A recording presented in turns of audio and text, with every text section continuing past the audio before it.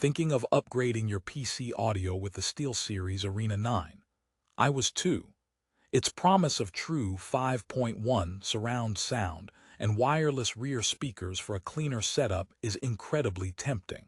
But before you spend over $500, you need to hear about the problems nobody else is talking about. For the best price, click the link in the description. Let's be honest, for $543.99, you expect perfection, a seamless blend of power and polish. And on paper, the Arena 9 delivers. A dedicated center channel, a chunky sub, and those convenient wireless rear satellites. But here's what surprised me after weeks of testing.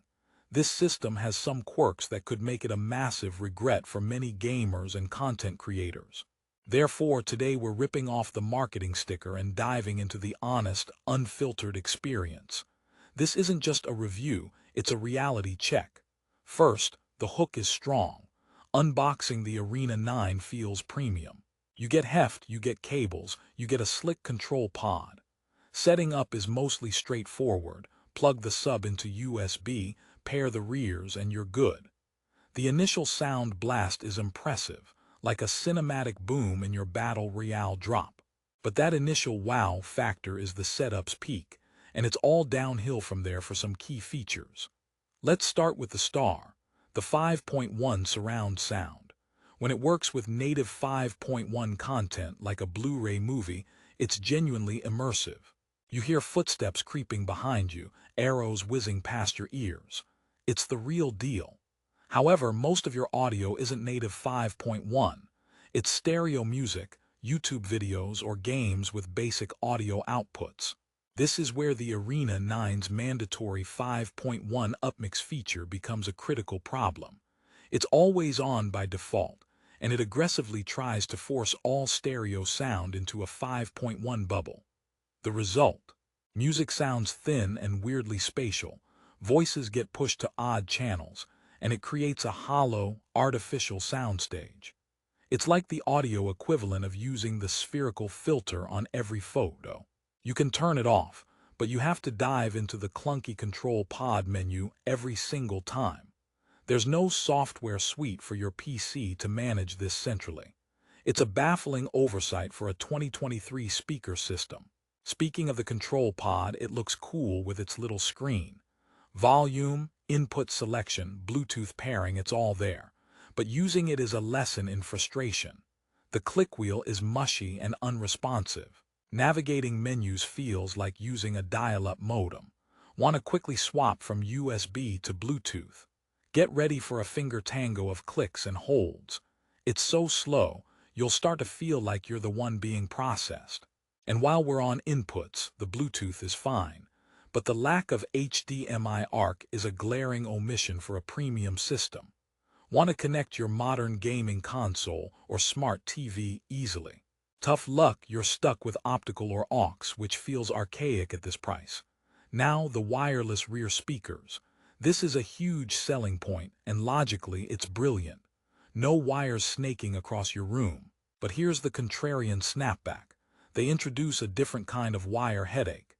Each rear speaker needs its own power cable. So you've traded a long audio cable for two power cables, which often means finding extra outlets or using bulky extensions. It's wireless, but only sort of, like a cordless phone that still needs to be plugged into the wall. The promised clean setup isn't as clean as you think. Mounting them is fine, but the pairing process can be finicky. I had one speaker drop connection randomly, requiring a full system reset, not ideal mid-raid. Let's talk about the reactive Prism Sync RGB lighting on the front speakers.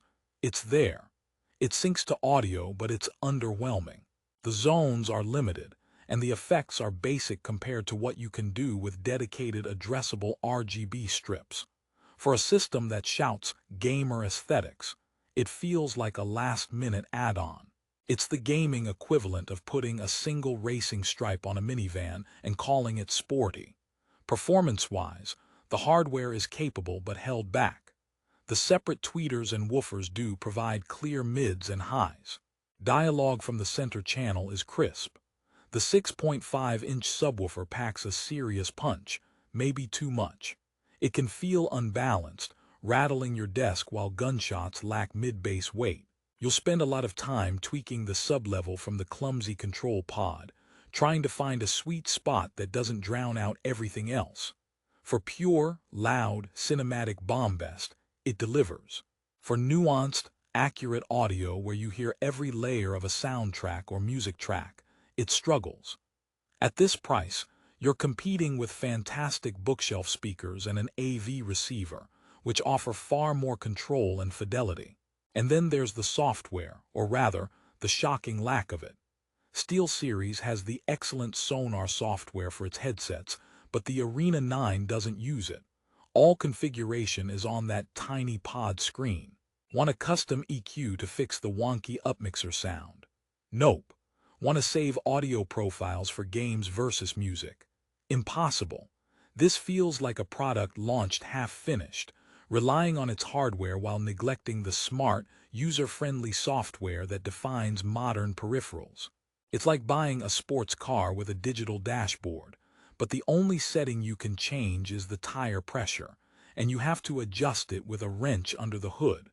So, after all this, what's the resolution? Who is the SteelSeries Arena 9 actually for?